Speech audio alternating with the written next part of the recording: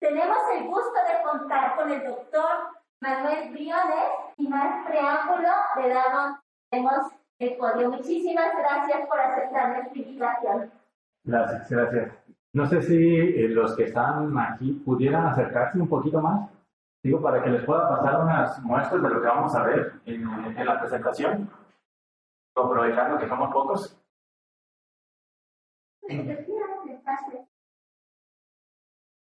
Muchas gracias. Yo les voy a hablar sobre las aplicaciones, algunas aplicaciones de optomecatrónica en la industria. Yo formo parte de un grupo de investigación del Tecnológico Mario Molina que tiene como función buscar soluciones a la industria, sobre todo a la industria local que se encuentra en Lagos de Moreno. Lo que nosotros queremos es que estas empresas emergentes, sobre todo son empresas familiares, que puedan tener un crecimiento dentro de la región. El grupo al cual pertenezco está formado por 5 integrantes que pueden ver en pantalla, cada uno de ellos con capacidades y expertise en áreas diferentes de las materias, lo cual nos permite hacer proyectos que involucran diferentes áreas de conocimiento, ¿no? Productos que son más versátiles en la industria. En la plática les voy a hablar básicamente de 2 proyectos que tuvimos experiencia con la industria. El primero, que es un encoder basado en la difracción de la luz. Este encoder ya terminamos con ese proyecto, y el segundo proyecto que tenemos es el de películas biodegradables. Este proyecto de películas biodegradables aún sigue en desarrollo, todavía lo estamos trabajando con la empresa en las pruebas técnicas, pero digamos que la parte del convenio, la colaboración y los acuerdos ya estamos trabajando con esta empresa. Entonces, el primer proyecto, que es el encoder basado en difracción, lo hicimos entre 3 instituciones, que es precisamente el CIO, la Universidad de Guadalajara, y con el Tecnológico Mario Molina. El doctor Sergio Álvarez, que es el encargado de la parte matemática y de la parte del diseño. El doctor Francisco Peña Lecona, que se encargó de la parte óptica experimental. El doctor Noé Alcalá, que se encargó de la parte de validación y revisión óptica. La doctora María Elguera Martínez, que ella viene de la Universidad de Rochester, vino una estancia al Tecnológico Mario Molina para ayudarnos en esta parte de cómo hacer que la investigación se vaya un poquito más hacia la industria y no quede solamente en un paper. Y su servidor, Manuel Briones, que me encargué del procesamiento y la óptica experimental en este proyecto. Ahora, para aquellos que no estén muy familiarizados con la parte de optomecatrónica, un encoder es básicamente un elemento que nos permite medir la posición angular o lineal de un dispositivo, y estos encoders normalmente los vamos a encontrar en los motores. Aparte de los encoders, también existen los resolvers, pero los resolvers tienen, digamos, una función diferente y no era la solución que nosotros buscábamos en este proyecto, ¿vale? Básicamente, los encoders pueden funcionar por principio magnético, por principio óptico, inductivo, capacitivo, etc. Cada uno tiene sus ventajas y sus desventajas, pero en general podemos hablar que de los encoders existen de 2 tipos, los incrementales y los absolutos. Los incrementales generalmente tienen 2 o 3 terminales que nos generan un tren de pulsos conforme el motor se va moviendo, ¿no? Y estos trenes de pulsos están desfasados para que nosotros podamos conocer el sentido de giro del motor. También cuentan con un contador que nos permite conocer cuántos pasos ha dado y cuántas vueltas ha dado. Entonces nos permite conocer multivueltas, ¿no? Y velocidades muy altas.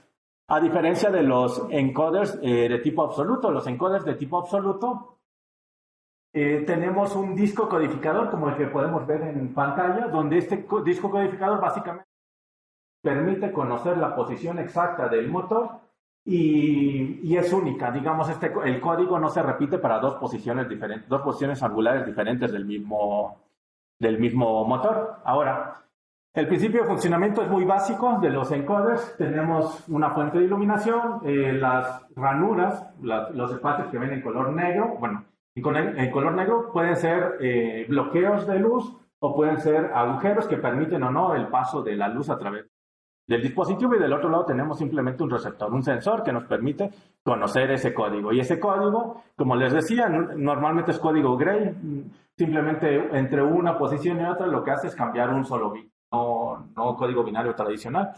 Y así es más fácil hacer el procesamiento de estos datos para velocidades un poquito mayores.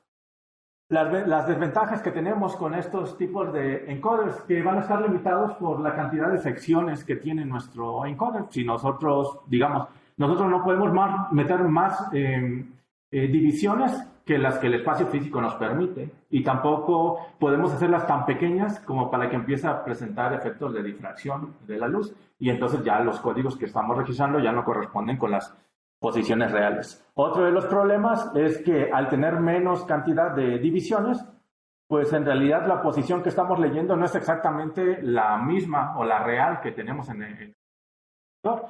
Simplemente es una posición lo más aproximada posible a esa posición, ¿no?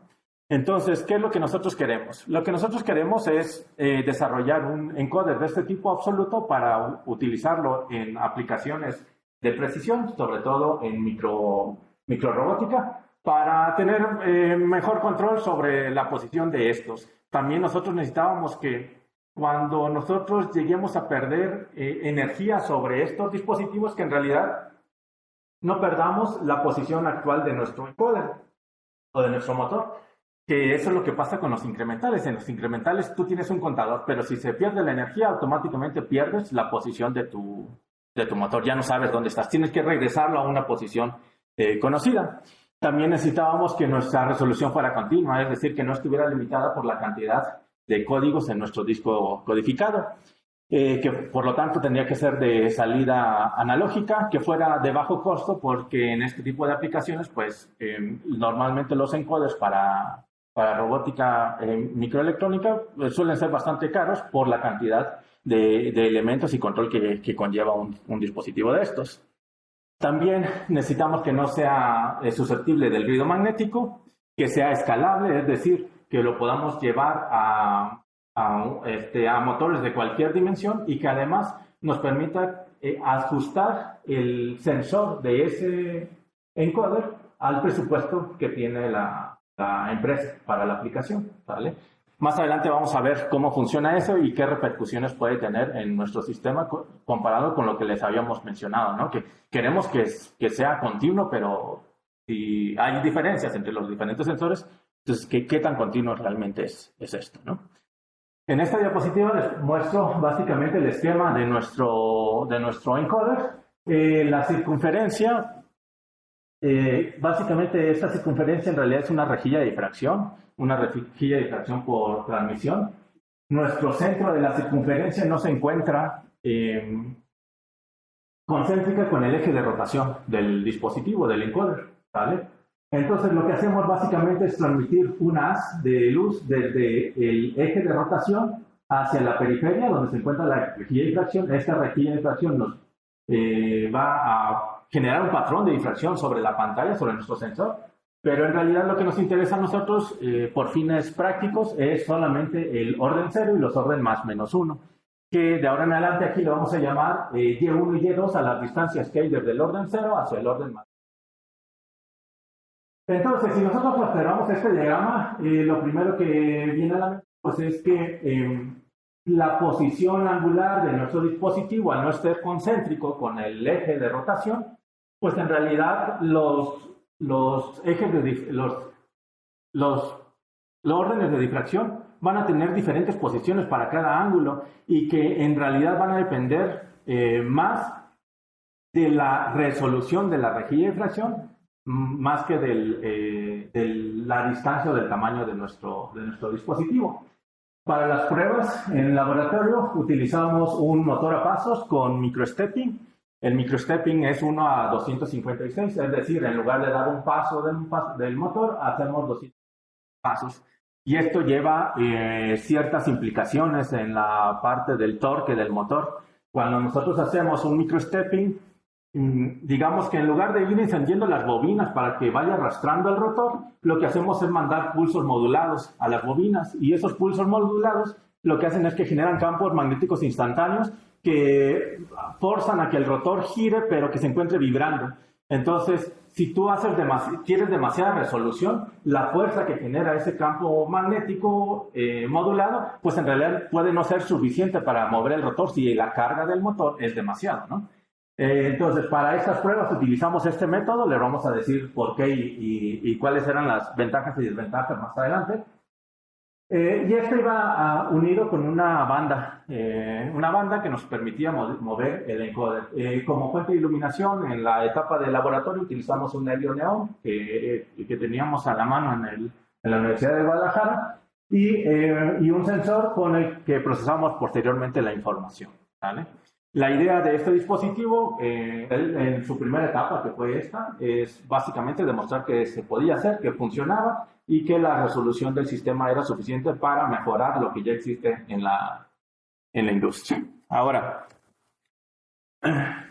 si nosotros colocamos la rejilla de difracción de tal forma que se encuentre en la distancia menor posible de nuestro sensor, vamos a ver qué sucede justamente cuando el eje de rotación con la rejilla de difracción están en línea, es decir, nuestro haz incide perpendicularmente sobre la superficie de nuestra rejilla de difracción, lo cual provoca que los órdenes más menos 1, Y1 y Y2 en nuestro patrón de difracción, pues se encuentren equidistantes del orden 0. Y lo mismo sucede cuando nosotros tenemos que nuestra rejilla de difracción está lo más lejano posible de nuestra pantalla. Entonces tenemos dos casos en los cuales la equidistancia entre los órdenes de difracción y el orden 0 se mantiene, ¿sale?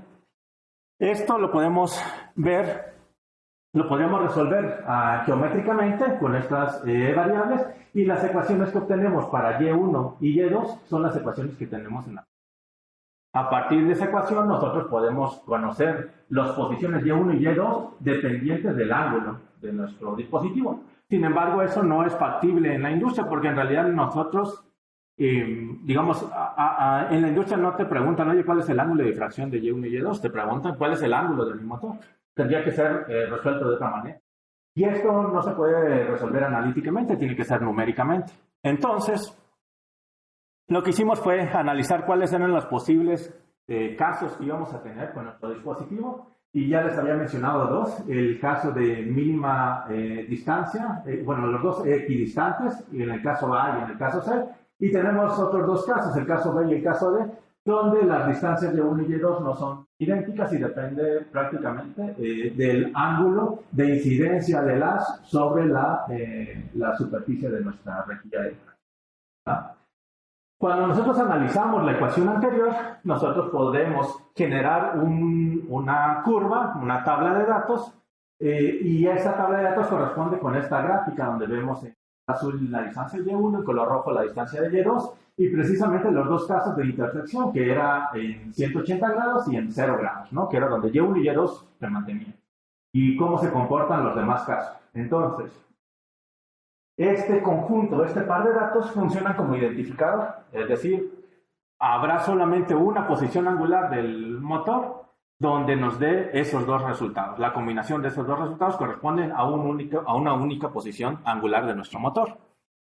Entonces dijimos, bueno, pues si tenemos esta tabla de datos, una tabla de búsqueda, la metemos en el integrado que lleva nuestro encoder, como un lookup table, y cuando el sensor detecte, cuando el encoder detecte dos valores Y1 y Y2, busca en la tabla de datos, encuentra el valor correspondiente y lo muestra, ¿no? Y esa es nuestra posición.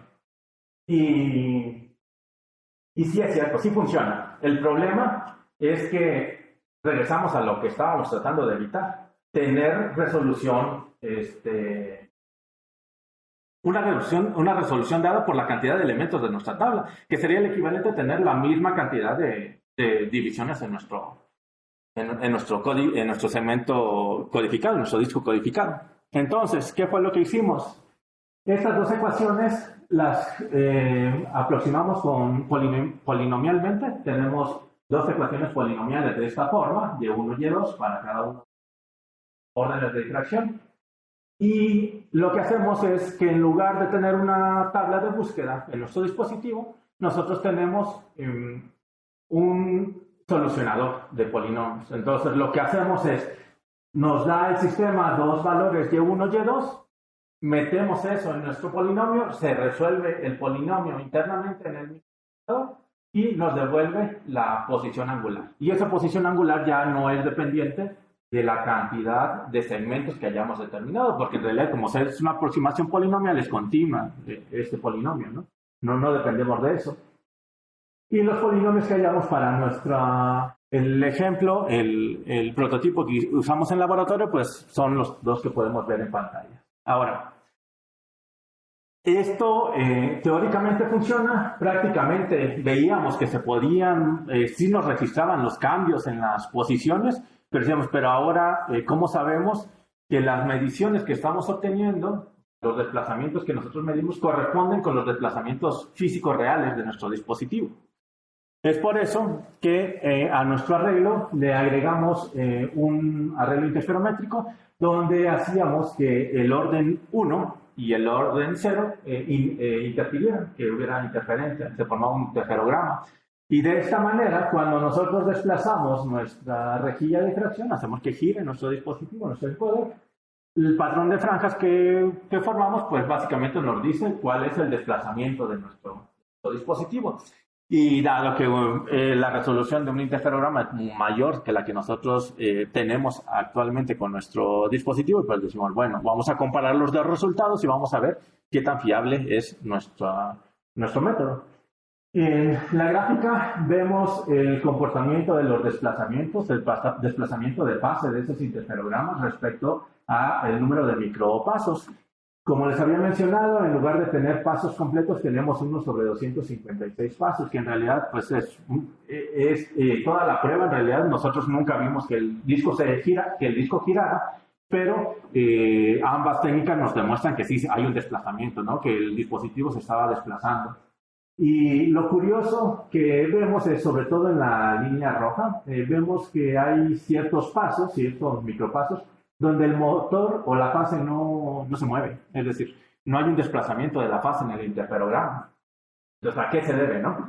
Y es precisamente lo que les había mencionado al inicio. Cuando nosotros usamos microstepping y generamos esos campos magnéticos, quizás no tengan la fuerza suficiente para hacer el avance del rotor, y si no, hasta el siguiente paso es cuando vemos el avance total de esos dos o un equivalente, y el siguiente paso pues incrementa un poquito ese desplazamiento, ¿no? Entonces eso se debe al microstepping, no tanto al sistema que nosotros estamos utilizando, porque de hecho las dos técnicas en las dos nos daban los mismos resultados, ¿no? Los desplazamientos eran similares. Teníamos estas secciones donde en realidad no giraba el rotor.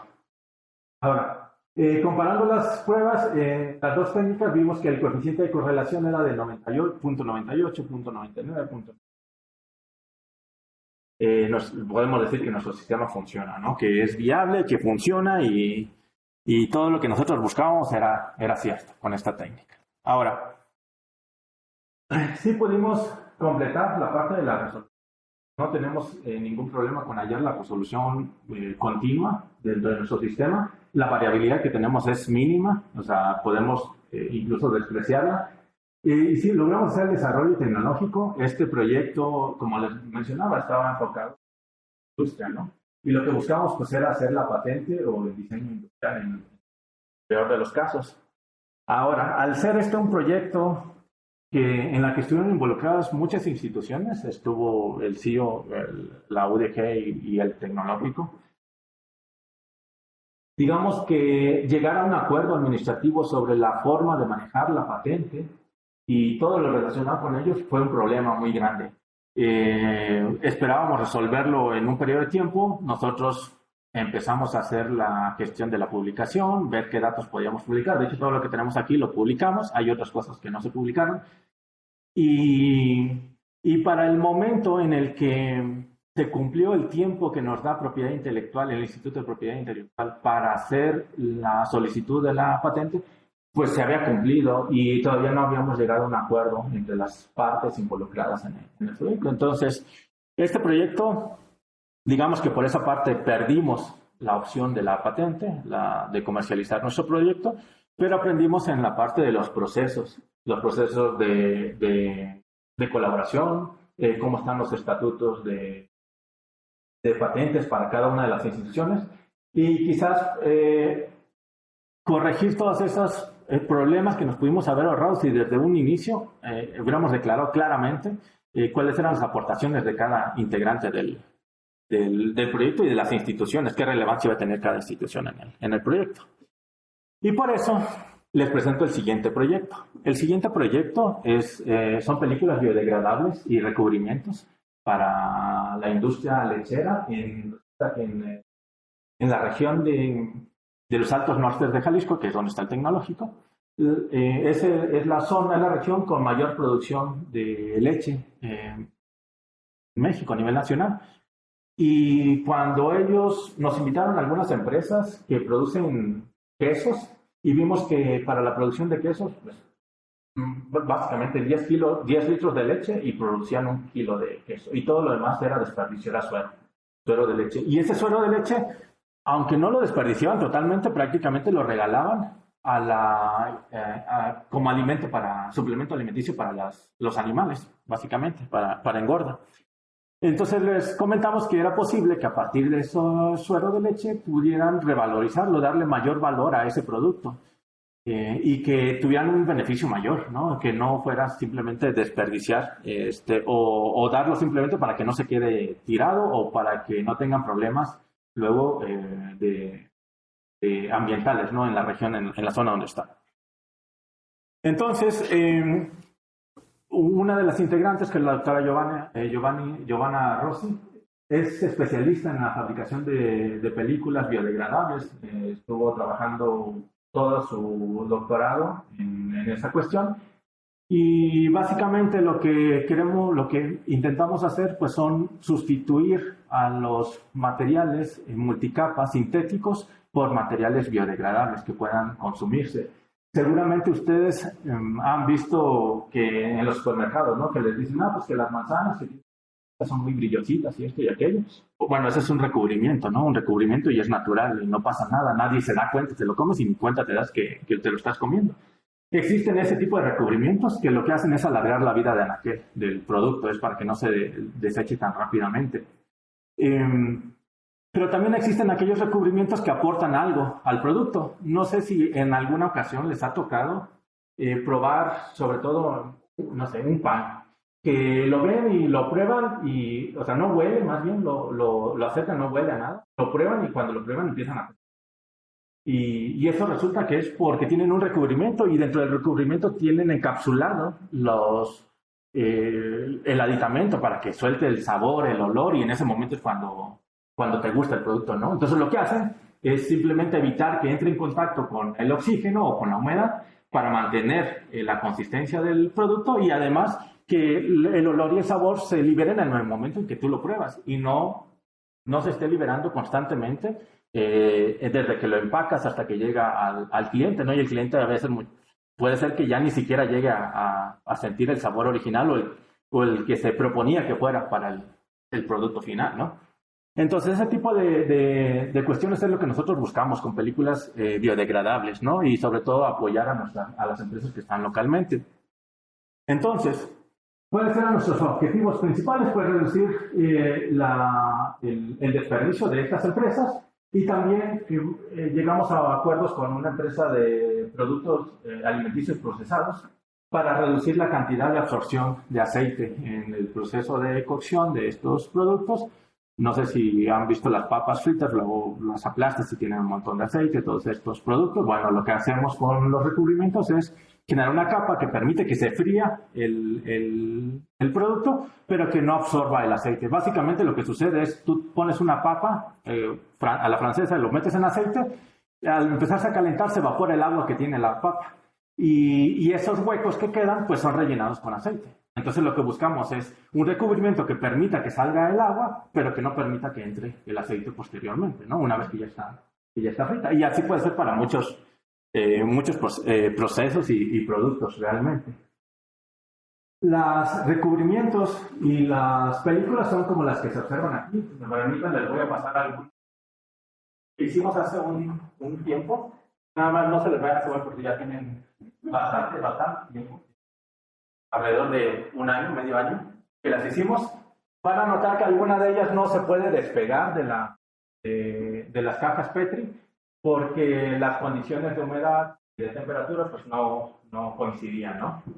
Además del transporte que tengo, lo pueden sacar, lo pueden tocar, no pasa nada. Ninguna de esas les va a hacer daño. Y esos ejemplos de partículas de películas son con pectinas y con proteínas. Las de proteínas se ven como las que estamos viendo en pantalla, son un poquito más gruesas, son opacas, tienen mayor flexibilidad, mayor elasticidad, y la ventana de color que tienen es distinta, es decir, permiten que cierto espectro del visible, del infrarrojo y del ultravioleta entren al producto y otras ventanas no.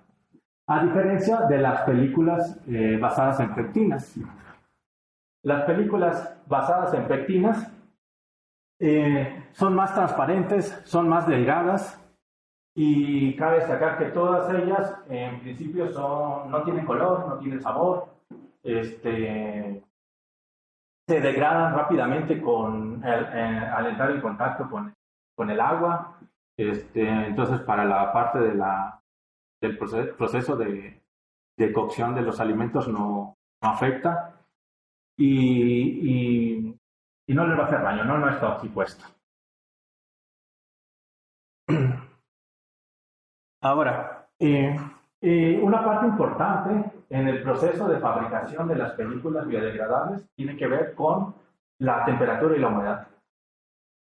Hay ciertos rangos de temperatura, ciertos rangos de humedad. ¿Cuál es el proceso de fabricación de la película cumplen los estándares que se buscan para ciertas características. Las características que tratamos de controlar son la homogeneidad, la rugosidad, la resistencia a la tensión, la elasticidad, la barrera de oxígeno de los alimentos para que no se oxiden, etcétera, ¿no? Entre muchas otras características. ¿Y cuál era entonces nuestro principal objetivo? Nuestro principal objetivo era primero tener una cámara climática que nos permitiera controlar esas variables con las condiciones ideales, ¿no? Es un proyecto que empezamos de cero.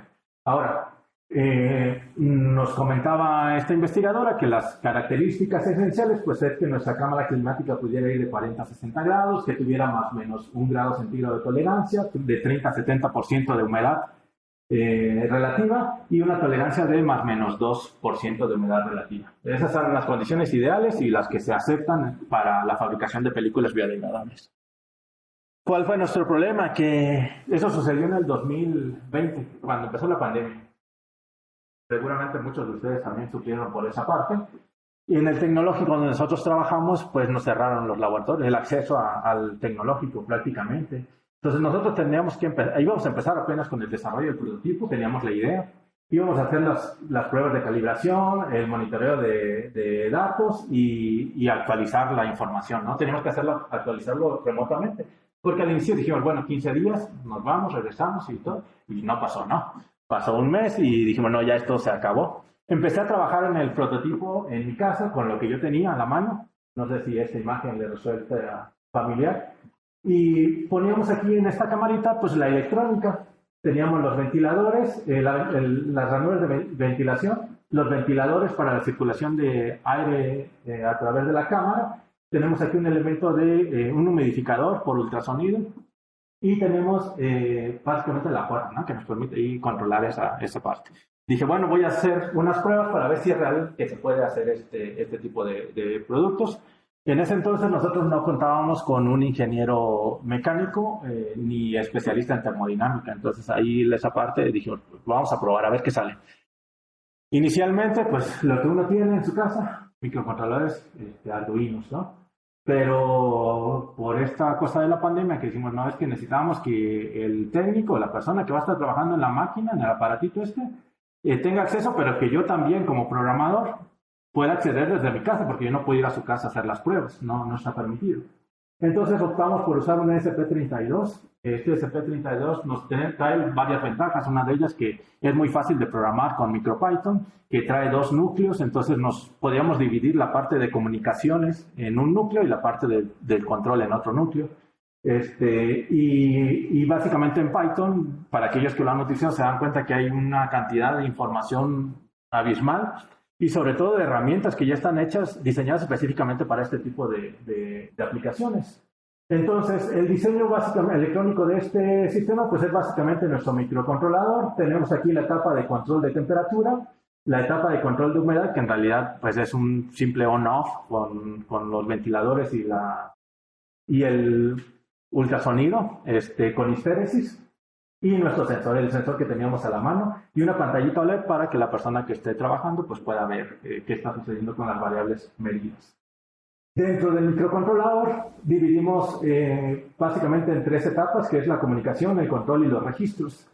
En la parte de comunicación utilizamos MicroPython como base en la versión 1.15 para SP32, Visual Studio Code con la extensión SPIDF y un framework para desarrollar bots para Python, que también es compatible con MicroPython. Lo pueden encontrar en este repositorio en GitHub. Y para la base de datos utilizamos B-Tree, que es una versión de la que existe en C#, trasladada a MicroPython. Es totalmente funcional con MicroPython.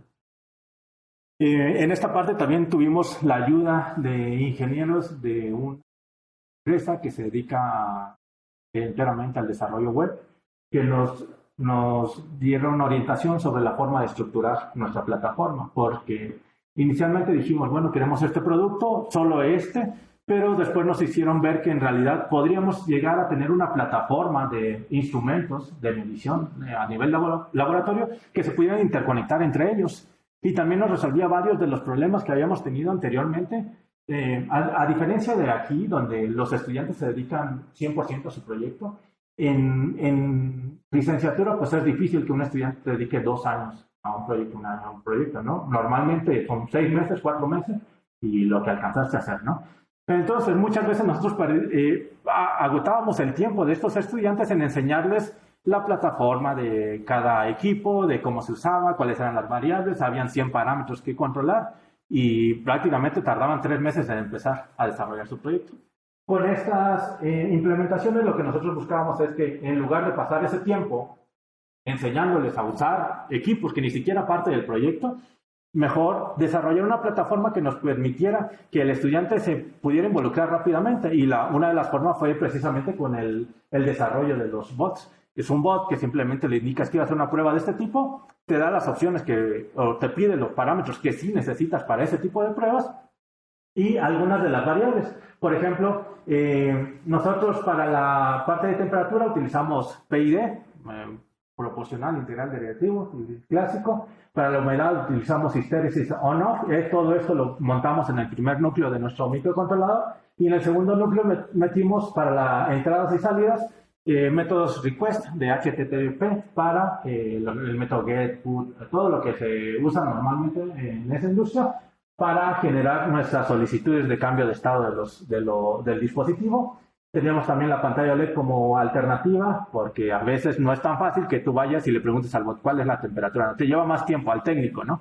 Entonces es más fácil que nada más voltear el dispositivo y tenga la información correcta. Y para los registros también usamos request y usamos rutas o endpoints para acceder a la información de las bases que teníamos. Es decir, con eso nos referimos a que accedíamos a la IP o a la dirección que habíamos asignado, junto con el identificador de los parámetros, el path parameter de la ruta, para acceder a una prueba en específico, ¿no?, de nuestra plataforma. Y al momento de hacer un registro, lo que pedíamos o que solicitábamos era la IP del microcontrolador. En realidad no es la IP, es la MAC del microcontrolador, porque es un identificador único y nos dice, este equipo está haciendo esta prueba. El nombre de la prueba, dentro del nombre de la prueba ponemos el tipo de prueba, que es el que proporciona el usuario en la interfaz del bot, la fecha que se guarda automáticamente y los parámetros opcionales que dependen de cada prueba, ¿no? Entonces, automáticamente nuestro sistema guardaba toda la información, la organizaba para que cuando alguien quisiera acceder, pues sea fácil de identificar hacia dónde tenemos que ir a buscar esa información. Las variables que pedíamos son la humedad, temperatura y la fecha.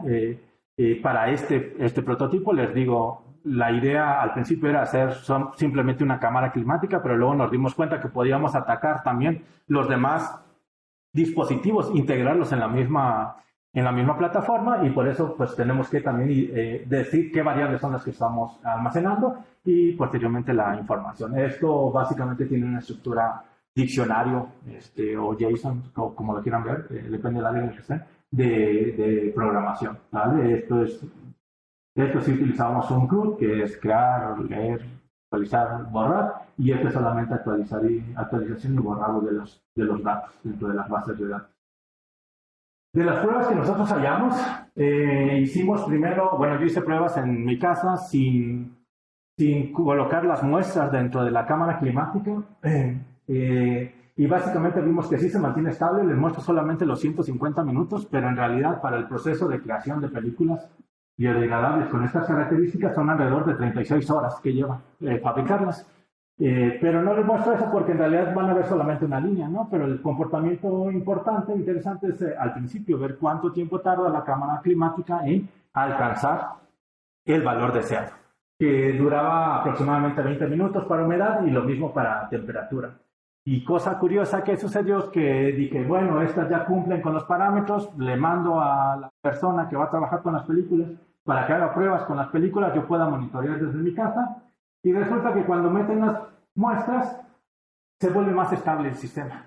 La humedad y la temperatura se mantienen más estables. Aquí quizás lo vean un poquito más separado en la gráfica, pero es por la escala de la gráfica, pero se mantienen más estables. Y llegamos a la conclusión que en realidad cuando tú haces las películas es una solución. La solución contiene agua. Y lo que está sucediendo es que la cámara se empieza a calentar. El agua que usamos para humedecer el ambiente se encuentra a la misma temperatura que la que tiene la cámara climática, y el líquido de las películas biodegradables también se encuentra a la misma temperatura. Cuando se evapora, en realidad lo que hace es que la temperatura se pueda transmitir más rápidamente dentro de toda la cámara climática y mantenga una temperatura más estable. Y es por eso que nosotros vimos que cuando metíamos las pruebas, pues esta cámara funcionaba súper bien, ¿no?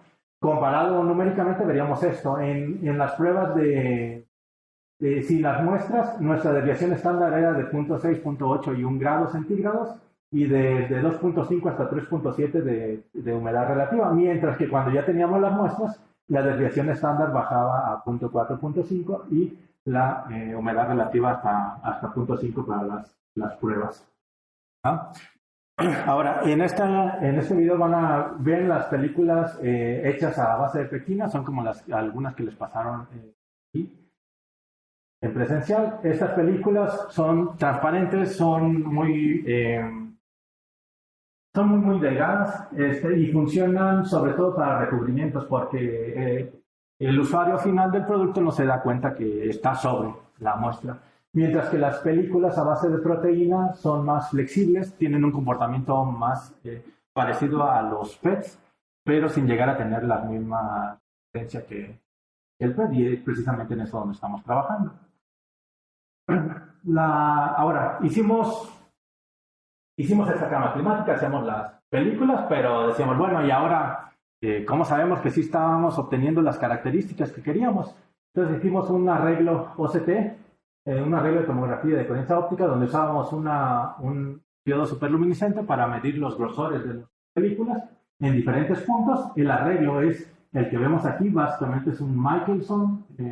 Si tuviéramos aquí un láser en lugar de un SLR, estas serían nuestras ecuaciones, ¿no? Las clásicas, densidad y la interferencia entre ellos. La diferencia es que al tener un diodo superluminiscente, en lugar de ser una longitud de onda, son muchas, y necesitamos una rejilla de refracción para separar los patrones de interferencia de todas ellas, ¿no?, sobre nuestro sensor. Pero el procesamiento es básicamente lo mismo. Esta es la ecuación que obtenemos en nuestro sensor. Esta parte, los primeros dos términos corresponden a la DC, ¿cómo le llaman? Al fondo de nuestra imagen. Esta sería la correlación cruzada y esta es la autocorrelación. Nos interesa solamente la correlación cruzada. Entonces, hacemos transformada de Fourier, filtramos aquí y allá y obtenemos esta información, ¿no? Ahora, esta información que nosotros tenemos se ve de esta manera. Son gráficas donde nosotros vemos como picos aquellas interfaces entre el aire y la película y el aire. Entonces, básicamente aquí tenemos esta distancia nos da el grosor de la película.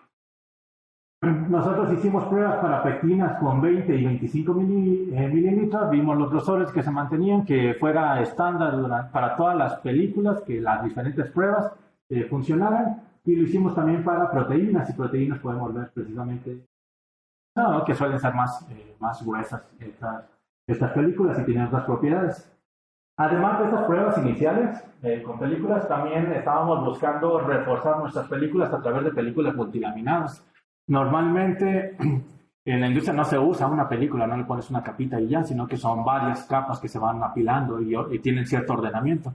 Pues nosotros estábamos haciendo eso, y aunque nosotros veíamos que nuestras películas sí estaban siendo adheridas con el agente ligante, cuando hicimos las pruebas con OCT vimos que existían en algunas zonas un gap entre las dos capas, digamos que esta es la primera película, esta es la segunda, veíamos un gap entre ellas, ¿no? Quiere decir que ahí hay aire dentro de esa película. El problema con eso es que si una película está diseñada para que no se degrade por luz y el otro por que no permita que el aire pase hacia el producto, pero tenemos aire intermedio, pues ya no sirve de nada, ¿no? Y entonces vimos que el agente ligante que teníamos pues no funcionaba muy bien, digamos, para nuestro multilaminado de las películas biodegradables. Entonces decidimos simplemente cambiar el agente ligante de nuestras películas multilaminadas y algunas composiciones químicas de estas soluciones. Para el caso de las pectinas y proteínas, encontramos estos grosores de 92, 99, 690 micrómetros y las desviaciones estándar, es decir, qué tan planitas son nuestras las películas, ¿no? Vemos que las de pectina suelen ser las más planas, las más planas, mientras que las de proteína tienen cierta rugosidad, ¿no? Y eso es entendible por los tamaños de las películas. En conclusión, pudimos alcanzar una tolerancia de menos 7.7 grados para nuestra cámara climática, tolerancia de la humedad relativa de 1.2%. Tuvimos acceso a los registros, podíamos acceder, ya sea la persona que está ahí, yo podía acceder desde mi casa. Podemos acceder no solamente a la configuración, a las pruebas, sino también a los registros de historial, a todos los historiales de este dispositivo, ¿no? Esta parte, creo, desde mi punto de vista, fue de las más interesantes porque, digamos, ya no lo aplicamos como normalmente lo hacíamos en el laboratorio. Decíamos, pues así se entiende y así lo hago. Y ahora ya usamos las técnicas tal cual se utilizan en la... Habíamos tenido apoyo para esta parte de una empresa, de ingenieros de una empresa que se llama Sin Tráfico, que ahora ya cambió su nombre, pero básicamente es la responsable del seguimiento de los casos COVID, de traslados, de todo este tipo de información que hubo durante la pandemia, ¿no? De hecho, actualmente trabaja muy en conjunto con el gobierno. También implementamos alertas por fallo, porque al ser pruebas muy largas, normalmente el técnico no está ahí, lo deja simplemente que nos pueda avisar a nuestro celular mensajes de una falla, que nos habilite también en la misma plataforma, y en caso de no respuesta, pues que se deshabilite todo el sistema para evitar cualquier problema. Y vimos también que con esta cámara climática reducimos los tiempos, en lugar de que nos llevara 36 horas, y logramos fabricarlas en 12 horas, pero todavía creemos que podemos disminuir el tiempo de fabricación. Esto es muy importante, no solo porque consume tiempo de la empresa en espera en lo que sale la película, sino también porque la estabilidad de las soluciones tiene un periodo. Normalmente se mezclan los compuestos y la estabilidad se mantiene durante 4, 6, 8 horas. Pero después de 6 horas empiezan a separarse, se empieza a ver la interfaz. Y lo que no queremos es eso, porque las películas pueden ya no tener las mismas características. Entonces, reducir el tiempo ayuda mucho, sí, pero no es la única forma. Otra de las técnicas que no les platiqué y que son parte del convenio de colaboración con la empresa, por lo cual no les puedo mostrar, es una técnica donde el mezclado se hace a nivel micrométrica. Se usa microfluídica con flujos laminares, que normalmente no se mezclarían, pero bueno, ahí se hizo un diseño que permite mezclarlos por vórtices. Y eso nos incrementó el tiempo de La estabilidad de la solución hasta 12, 16 o hasta 20 horas, dependiendo de la solución. Entonces, durante todo el proceso de fabricación de la película, sabemos que no va a haber interfaces que te estén separando, y eso también nos ayuda a que nuestra homogeneidad de la película sea mejor. Con este proyecto pudimos medir la degradación de los recubrimientos y de las películas, medir el grosor y la unión, la adherencia de las capas multilaminadas. Sin embargo, pues el problema que tenemos ahorita es que las pruebas de calidad que hacemos pues, son lentas. Entonces estamos buscando alternativas para hacerlo más rápido, ya sea mejorando el sistema OCT o buscando unas técnicas alternativas que permitan meterlo en la línea de producción de los productos. Reconocimientos pues al programa de desarrollo docente, al tecnológico Mario Molina, a Frozen and Food Services, que es con quien hemos estado colaborando en la parte de los productos procesados. Y pues menciona a la empresa esta que les había mencionado de Sintráfico por la ayuda que daron durante el periodo de la pandemia. Bueno, este es el trabajo futuro, que es precisamente lo que habíamos visto, hacer un sistema OCT multipunto más rápido, hacer pruebas mecánicas, porque aunque conocemos cuáles son las características, pues la teoría nos dice una y en la práctica, si queremos comprobarlos ya con los productos implementados. También queremos mejorar la ventana de absorción y reflectancia de películas para que no permitan que los espectros de onda que degradan más rápido el alimento o el producto logren penetrar a través de la película, y también que permita que aquellas longitudes de onda que hacen ver al producto más atractivo, pues sí logren pasar a través de ello.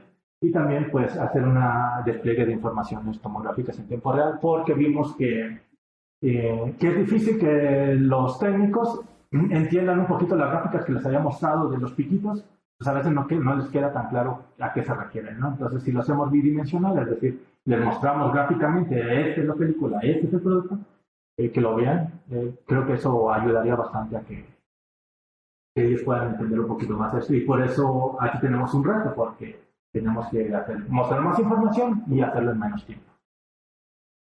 Pues no sé si tengan alguna pregunta. Vamos a pasar a la sesión de preguntas. Aún no tenemos preguntas por parte de nuestra virtual. Tenemos preguntas aquí en nuestra presencial.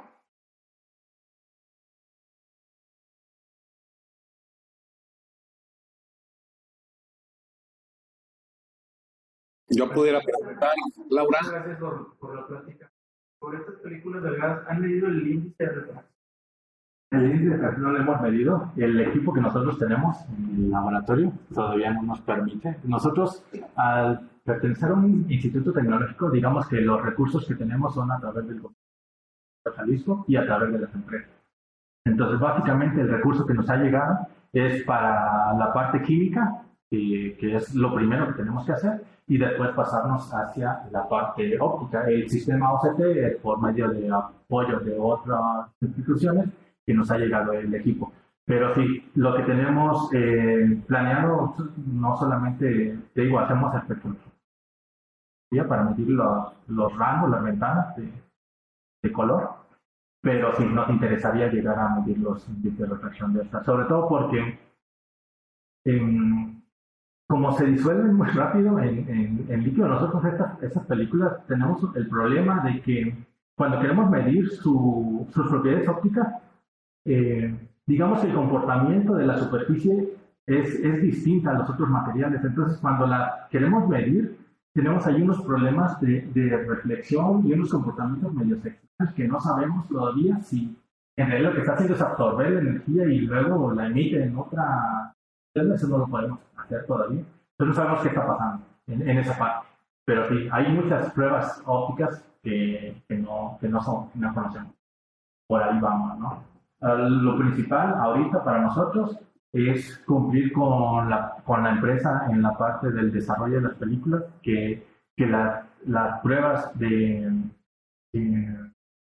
las pruebas físico-químicas se cumplan primero, después las pruebas ópticas, pero también las pruebas les llaman mascabilidad, las de gomosidad, no sé, todas esas pruebas que hacen de gusto, que pasen esas pruebas, ¿no? Porque de nada nos sirve que se vean bonitas y todo, si a la hora de comerlo, pues ya te das cuenta, ¿no?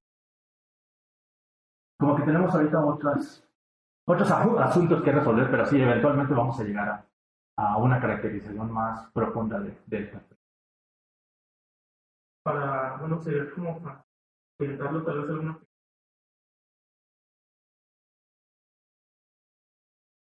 Por mera curiosidad, sí, podría ser. Sí, de hecho, la razón por la que nosotros nos enfocamos fuimos hacia la industria es precisamente porque, pues, es donde más dinero hay, ¿no? Entonces dijimos, bueno, pues, ¿a quién le vamos a hacer caso? ¿A nuestra curiosidad ahorita o a la industria? Y dijimos, pues, vamos con la industria porque ellos nos están dando el dinero, les vamos a hacer eso, pero en el Inter estamos haciendo más grande nuestro grupo, tenemos más equipamiento y estamos haciendo pruebas para continuar con la parte de investigación, la que sí podemos publicar, ¿no? Porque si te dedicas exclusivamente a la industria, en realidad te vuelves un prestador de servicios y dejas de lado la parte de investigación. Entonces tienes que hallar como un equilibrio entre las dos cosas y eso ha sido un poquito difícil, sobre todo por los tiempos que la industria te solicita. O sea, tú le dices, no te dice, bueno, te doy 1 año, 2 años para que hagas. Para el siguiente mes, a ver. Sí, entonces, estamos un poquito presionados, pero sí, todo lo que, digamos que dentro de nuestro backlog de propuestas de proyectos o alternativas de esto, tenemos ahí unas 10 que no podemos sacar por la presión del flujo de trabajo con la industria. Pero sí, hay muchas cosas que hacer con estas. Una pregunta más en nuestra vida. La virtual tampoco tenemos. Yo te voy a hacer un par de preguntas. Claro. Cuando nos hablamos del bot y de todo para reducir el tiempo, prácticamente, ¿cuánto tiempo les llevó programarlo? Fíjate que yo cuando inicié no sabía, o sea, sabía que existían, ¿no? Pero no sabía cómo se usaban. Pero contacté a un ingeniero de la empresa que te mencioné. Me asesoró y me dio una ruta de aprendizaje, digamos que desde cero hasta aprender a montar un servidor, las páginas y todo eso, me llevó alrededor de 3 meses y medio. En 3 meses y medio ya pudimos también lo del bot y todo eso, las cosas. Entonces, no creí que fuera tan fácil. Yo, la verdad, al principio decía, pues hago programación para mi laboratorio, pero no para la... Pero ya que lo ves, dices, no es tan difícil. Solamente te tienes que acostumbrar a las prácticas de la industria. En el desarrollo web, pues te dicen de esta forma, usa estos métodos, los decoradores usan así, las pruebas de validación, todas estas cosas, ¿no? Entonces tratas de implementarlo. No solo porque dices para hacerle caso a la industria, sino porque sabes que si en algún momento planeas comercializar esto, pues obviamente vas a contratar gente que ha estado en la industria y que está acostumbrado a esa metodología de trabajo, ese flujo de trabajo. Quieres adecuarlo para hacer todo lo más llevadero posible para estos. Sí, en nuestra audiencia te quieren preguntar algo, veamos si lo escuchamos. ¿Voy yo? ¿Laura? Laura es mío, a ver si lo escuchamos. ¿Me escuchan? Fernando, ¿podrías hablar? Para ver si te... A ver, déjame. Bueno, a ver, que pregunte a alguien más y ahorita resuelvo el problema de...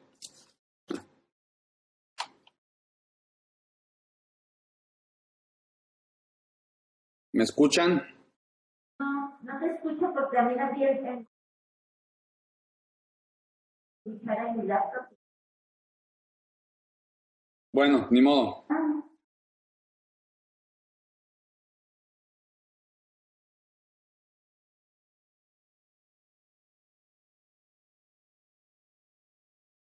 Ninguna de las dos. No, aquí tampoco. Pues bueno, como otro punto que no sé de qué carreras, bueno, que están estudiando ustedes acá, pero si por casualidad están estudiando optomecatrónica, sí les diría bueno, al menos yo cuando estudié tenía la idea de que para hacer un desarrollo tecnológico y tenías que hacer como algo súper guau, súper y excéntrico, y aplicarlo a la industria para sacar algo de dinero, ¿no? Para que sea viable. Pero en realidad, ¿no? O sea, en la industria, básicamente lo que buscan es soluciones prácticas, soluciones rápidas. Entonces, si se dan cuenta, esto de la cámara climática, aunque es un proyecto muy sencillo, bueno, que un estudiante de electrónica podría hacer,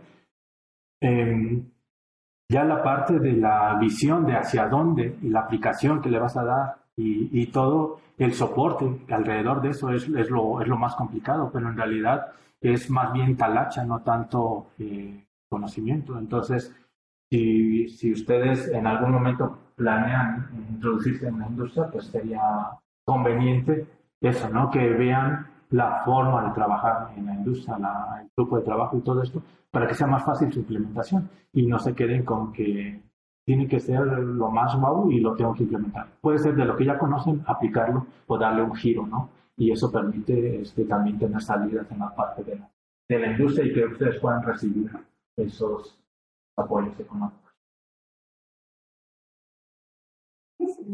Sí, sí lo tengo al máximo. Sí nos escuchan. Parece que me están Porque todos los escuchando. demás lo escuchan menos nosotros. No sé si el... No sé si por chat pueda. Sí, no, es que no nos escuchan. Ok, no sé, Bernardo, ¿quieres hablar otra vez para ver si te escuchamos? Sí, bueno, dicen que varios me escuchan. No sé si Ok.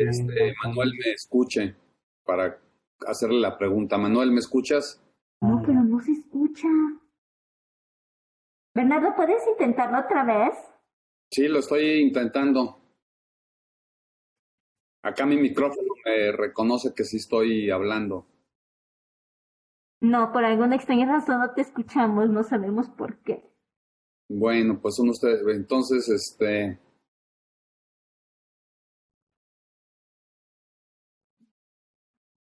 ni modo, no puedo escribir la pregunta porque es una pregunta larga y y está bien, ni modo.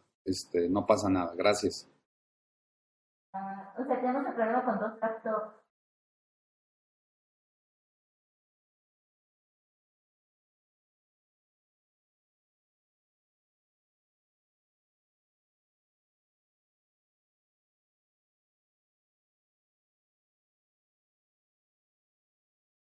Todo, Bernardo.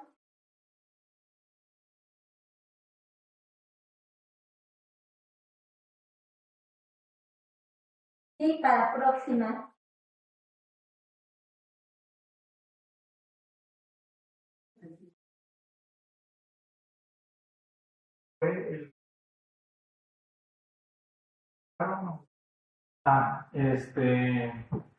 Fíjate que Lagos es una ciudad pequeña, entonces mucha de la gente que está en las empresas, en esos puestos que nos permiten acercarnos a ellos, ha sido porque han sido estudiantes del tecnológico. Entonces, los mismos estudiantes del tecnológico se van a las empresas, ellos conocen lo que hacemos y eso nos ha abierto muchas puertas en la industria que antes no teníamos, ¿no? Por lo mismo de que estábamos acostumbrados a que te vienes a investigación y vas a seguir más allá de doctorado y te vas por el área de investigación y no con la industria, ¿no? Pero en realidad nos dimos cuenta que muchos de los estudiantes, cuando se insertan en la industria, lo que hacen es abrirnos las puertas a todas las empresas. Y en ese sentido hemos tenido mucho apoyo por parte de ellos. Entonces, de estas empresas han sido personas conocidas que han salido del tecnológico y conocidos de los mismos profesores que están. Entonces, por eso buscamos nosotros más bien empresas locales, no empresas internacionales, porque si tú vas a una empresa más grande, te van a decir pues que no, que toda la investigación se hace en el otro país y que aquí nada más es maquila, ¿no? Pero si te vas con empresas un poquito más pequeñas, de hecho esta empresa de Proce es una cooperativa, es un conjunto de empresas que trabajan en conjunto para esto, ¿no? Entonces este proyecto que estamos trabajando no es beneficio para una empresa, sino es para un conjunto de empresas de la región local. Entonces eso les va a dar más competencia respecto a otras, ¿no? Y la inversión que cada empresa tiene que dar pues no es tan significativa como si ellos quisieran dar el 100% del dinero, lo cual pues ya representa riesgo menor, el beneficio sigue siendo el mismo. El riesgo-beneficio es considerable para estas empresas. Entonces sí, ha sido de esa forma. Tenido el acercamiento con las empresas. También eso, no se vayan con que, ay, lo voy a hacer la plataforma Facebook, lo voy a hacer. Es difícil, ¿no? Sobre todo si tú no tienes en tu registro, pues, experiencia con la industria, pues va a ser muy difícil que te dejen manejar recursos de ellos. Vete con empresas más pequeñas. Ese sería, digamos que, lo que nos ha funcionado. Tampoco es como que si tienes estudiantes, amárralos déjalos, o sea, las áreas a donde quiera que se vayan, es una puerta que se está abriendo aquí. Siempre y cuando que eso es. Digamos que no se trata solo de conocimiento, se trata de relaciones. Y creo que eso pesa mucho, sobre todo en México, las relaciones son una de las cosas más importantes. Es una de las cosas que más debilita. Digamos, algunos nos damos cuenta ya muy tarde, pero no muy tarde, relativamente tarde. Pero entonces, si están ustedes que tienen la posibilidad de relacionarse con investigadores de otros lados, estudiantes de otras instituciones, que luego no sé si los invitan a exposiciones en las empresas, visitarían, pues aprovechen la información que tengan, sean curiosos, pregunten. Digamos, la empresa quizás no les dé el recurso y todas las facilidades al inicio, pero si ven que ustedes tienen interés y ven que eso, simplemente el hecho de que recuerden que tú fuiste, te puede abrir una puerta en ese lugar. No somos más cerrados en ese plan. Pues mira, no tenemos más preguntas en el chat. Yo tengo una pregunta, pero tal vez nuestra audiencia virtual no. Porque en relación a lo que nos pasaste, se ven bien diferentes. ¿A qué se debe la diferencia? La diferencia se debe a las concentraciones. Nosotros, como le decíamos, usamos proteínas, pectinas, pero también hicimos pruebas con películas de... ¿Cómo se llaman estas? Bueno, de lo que le quitamos al camarón, quitosano, de eso. Pues resulta que esas tienen propiedades antibacteriales, ¿no? Hay una barrera. Entonces, todas las que hacemos son como diferentes concentraciones, diferentes condiciones y también las mismas condiciones hacen que varíen sus características de coloración, de textura, de flexibilidad.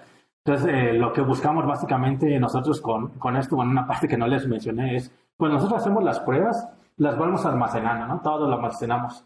Y en realidad el objetivo no es que el técnico vea, pues este me dio esto, que vaya haciendo pruebas diferentes, sino que haga pruebas y que el mismo sistema de nuestra base de datos sea lo suficientemente inteligente para inferir el conjunto de características que debemos de poner para una película de tal tipo. O sea, ya no es como prueba a ver qué, sino que muchas veces dentro de la información, dentro de las bases de datos que nosotros generamos, hay patrones que se generan y eso se pueden observar mediante inteligencia artificial o machine learning. Entonces esa parte es la que se encarga de saber, oye, pues aquí hay un patrón y fíjate que esto está sucediendo con estas películas en particular o esta combinación, esta concentración. Esta información es la que nos ayuda porque ya no es como que la persona se empieza a fijar y esté tratando de buscar. Muchas veces se encuentra información que ni siquiera te esperabas, ¿no? No les voy a dar un ejemplo de esto, pero en la industria, por ejemplo, hay productos que se lanzan para cierto público y resulta que durante cierto periodo se empezó a vender en otra entidad y en otro grupo geográfico y otro rango de edades, ¿no? La demografía. Entonces, digamos, un técnico se puede dar cuenta de eso, pero el por qué no es tan fácil, ¿no? Mientras que una inteligencia artificial al poder procesar grandes cantidades de informaciones donde se hallan, ¿no? Y no necesariamente tienen que ser grandes cantidades, pueden ser pequeñas, pero a veces no estamos como buscando en el lugar correcto, ¿no? Cuando están en esto. Muchas gracias. Para poner en contexto a la audiencia virtual, lo que pasa es que nos pasaron 4 muestras de películas ligadas que eran... Pues si ya no hay más preguntas, le damos un fuerte aplauso a las exposiciones que es tan interesante que nos pone en contexto con la industria. Le agradecemos a nuestra audiencia virtual y además a nuestra audiencia presencial por estar aquí. Y pues muchísimas gracias y le haremos llegar su constancia de participación por correo. Que tengan un buen día. Hasta luego.